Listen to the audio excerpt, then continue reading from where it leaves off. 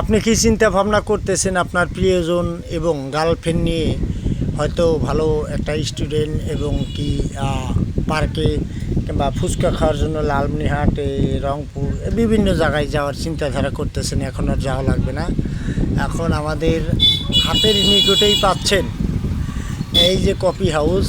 এটা আসলে মূল্য তালিকায় কিন্তু দেওয়া আছে, মূল্য তালিকা কি খাবেন কত সব কিছু এখানে দেওয়া আছে। আসলে আপনারা দেখতেছেন যে আসলে কত সুন্দর মনোরম পরিবেশ, আর কোথাও দূরে যেতে হবে না।